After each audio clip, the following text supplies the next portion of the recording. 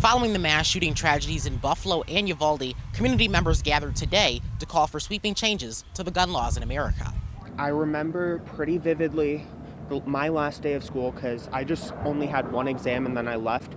That day when I got home, I saw on the news the Uvalde shooting, and I was like, why the heck does this have to happen so many times a year? Like, there have been 254 mass shootings so far in 2022. That's way more than one per day. And we say never again after each one, but then we say never again 12 hours later, and then 12 hours later, and then 12 hours later. Nothing's gonna change unless someone makes a change and advocates and rallies people to make a change for them. And I figured if no one else would have by the time I had signed up to organize this march, I was just gonna take matters into my own hands. The fact of the matter is, yes, people kill people, like some of these politicians are saying, but also people with guns kill people way more effectively than people with any other kind of weapon. And truthfully, I don't want some random guy like me to just be able to go to a gun store once I turn 18, which is in 8 months, and just go buy a gun as easily as I would go buy a bag of Cheez-Its.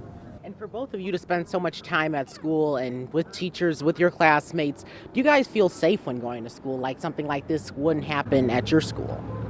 You know, I want to say from before I used to, just because we wouldn't hear of too many shootings, so it was like, okay, it's not going to happen to us. But we don't have the luxury to say that anymore. We're hearing of shooting after shooting after shooting, day after day after day, and we're scared that it's going to happen to us next. In fact, we were just talking about coming over here, like we don't know when we're going to be confronted with a gun, and it's scary because anywhere you are, whether it's school or whether it's just walking down the street, we're in danger.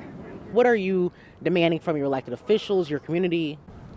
Well, I guess first of all, it starts with universal background checks.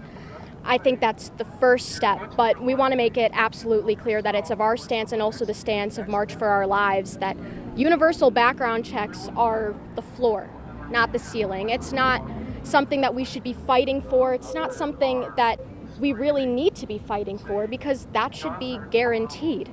It's the bottom line of safety. So we want to make sure that we get the message out there that universal background checks should be passed with no question at all. And another thing that I personally believe is that AR-15s should either be banned completely, which is personally what I am more in favor of, but also the fact of the matter is no civilian should be able to just walk into a gun store and get an AR-15. You would need hours and hours of training and a background check just to get at that kind of gun. And it is the weapon of choice for all mass shooters, and we should not have that be in the hands of all the civilians in this country if they so chose.